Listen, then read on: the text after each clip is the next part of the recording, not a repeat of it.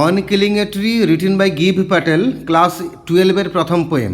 Actually আমাদের class 12-এ যারা পড়ছি আমরা অনেকে ধরে নিই যে টেক্সচুয়াল গ্রামার বোধহয় গদ্য থেকেই আসবে, কবিতা থেকে আসবে না। কথাটা ভুল, যদিও কম, কিন্তু কবিতা থেকেও মাঝে মাঝে বাক্য তুলে দিয়ে টেক্সচুয়াল গ্রামারের প্রশ্ন সেট করা হয়। তাই একদম আনটাচড রেখে দেওয়াটা কিন্তু মূর্খামির কাজ, সেটা ঠিক না। তাই পোয়েম থেকে কিছু সিলেক্টেড বাক্যকে নিয়ে যদি গ্রামার একটু শুনে রাখো অন্তত, তাহলে কিন্তু তোমাদের দরকারে কাজ দিতে পারে। এই অন কিলিং এ ট্রি এই কবিতা থেকে কী কী বাক্য নেওয়া যেতে পারে এবং কী কী প্রশ্ন হতে পারে। তো এইখান থেকে আমরা কিছু ভয়েস চেঞ্জ আগে আলোচনা করে নেব, কোন কোন বাক্যের ভয়েস হতে পারে। এই বাক্যগুলো আমরা আলোচনা করবো ডাফেন দাঁতের কোশ্চেন বাঞ্চ 2024, ওখান থেকে। এটা রয়েছে পেজ নাম্বার 91, 91 পেজ। একের দাগে it takes much time to kill a tree, এটাকে ভয়েস চেঞ্জ করলে হবে much time is taken to kill a tree. দুয়ে দাগে not a simple jab of knife will do it, তাহলে উত্তর হবে it will not be done by a simple jab of knife.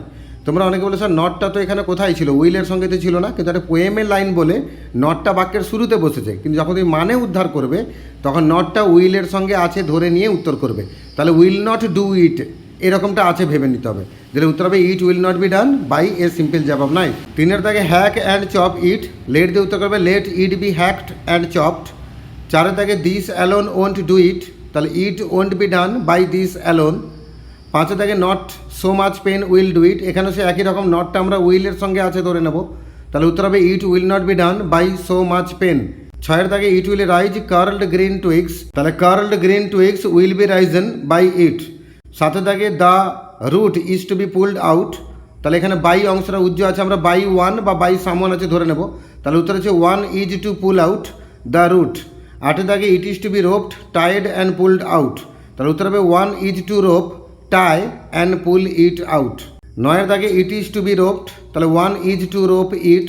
দশের দাগে the strength of the tree is exposed, গাছের শক্তিটা বাইরে দৃশ্যমান হয় কার দ্বারা, ওই মূলকে উপড়ানোর দ্বারা, তাহলে দ্য আপরুটিং এর দ্বারা।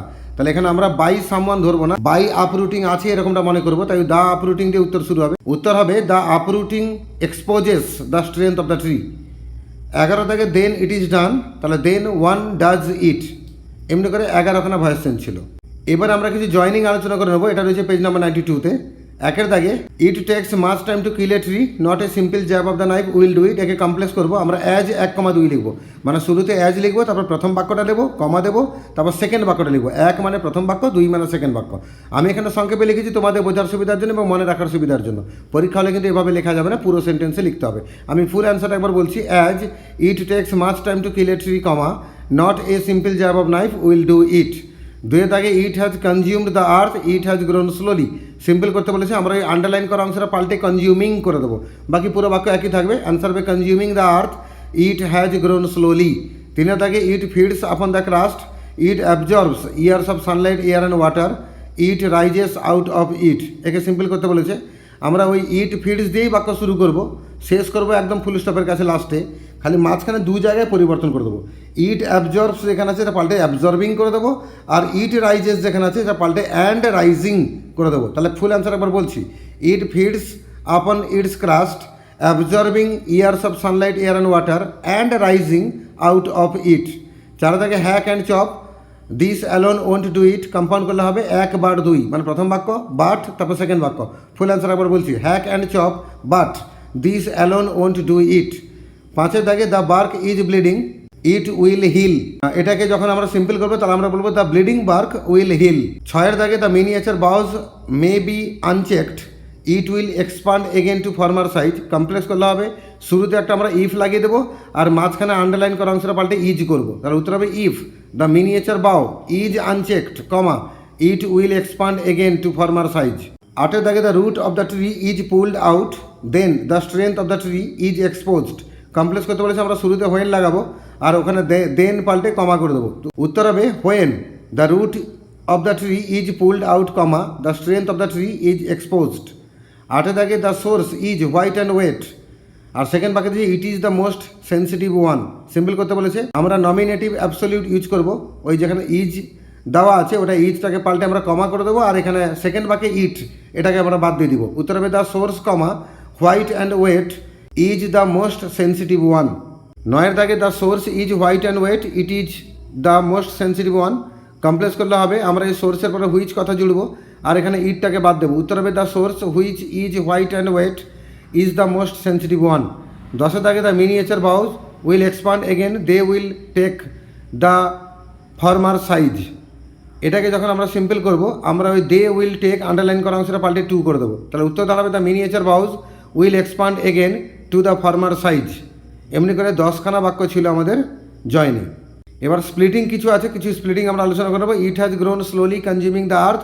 একে যখন দুটো বাক্য লিখবো আমরা ইট থেকে স্লোলি অবধি একটা বাক্য লিখবো, ইট হ্যাজ গ্রোন স্লোলি, আর সেকেন্ড বাক্য লিখবো it has consumed the earth. 2 দাগে the tree rises out of it feeding upon its crust absorbing years of sunlight in air and water. একে যখন দুটো বাক্য করবো আমরা দা থেকে ইট অবধি, অর্থাৎ the tree rises out of ইট, এটা একটা বাক্য হলো। সেকেন্ড বাক্য লিখবো ইট ফিডস আপন, এবার আপনের পরে যা আছে লিখবো আমরা its crust absorbing years of sunlight air and water, পুরো লিখে লাস্টে ফুল স্টপ দেবো। 3 দাগে the bleeding bark will heal and from close to the ground will rise curl green twigs. একে যখন দুটো বাক্য লিখবো the bleeding bark will heal, এটা প্রথম বাক্য, দা থেকে হিল অবধি। আর সেকেন্ড বাক্য হচ্ছে from close to the ground will rise curl green twigs, মানে করেই দেওয়া আছে, তো ফ্রম থেকে টুইগস অবধি, এটা সেকেন্ড বাক্য। 4 দাগে the source white and wet the most sensitive hidden for years inside the earth.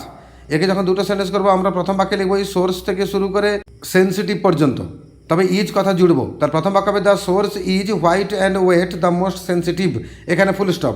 R second বাক্য হবে it is hidden for years inside the earth, এটা পুরো সেকেন্ড বাক্য হবে। 5 দাগে it is to be roped tied and pulled out, তাহলে it is to be roped tied একটা বাক্য হলো, and it is to be pulled out, এটা সেকেন্ড বাক্য হলো। এবারে আমরা কিছু ট্রান্সফরমেশন আলোচনা করে নেবো, রয়েছে পেজ নাম্বার 93-তে। 1 দাগে it takes much time to kill a tree, এটাকে কমপ্লেক্স করতে বলেছে, আমরা ওই মাঝখানে জুড়বো ইফ ওয়ান ওয়ান্স। তাহলে পুরো উত্তর দাঁড়াবে ইট takes much time if one wants to kill a tree, মানে গাছকে মারতে অনেকটা সময় লাগে যদি কেউ গাছকে মারতে চায়।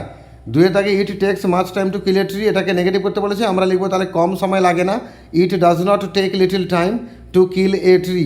3 দাগে not a simple jab of the knife will do it, ছুরির সামান্য আঘাতে কাজ করতে পারবে না, ইন্টারোগেটিভ করতে বলেছে, আমরা উইলটাকে সামনে নেব আর নটটাকে বাদ দেবো।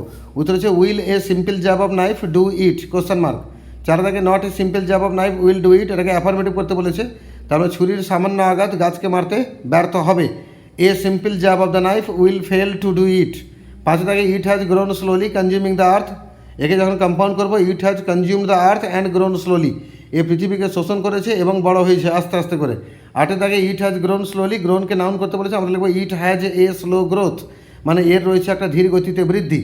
7 দাগে ইট হ্যাজ গ্রোন স্লোলি, এখানে অ্যাডজেটিভ করতে বলেছে, তাহলে it has grown in slow manner, মানে এ বড় হয়েছে আস্তে আস্তে পদ্ধতিতে।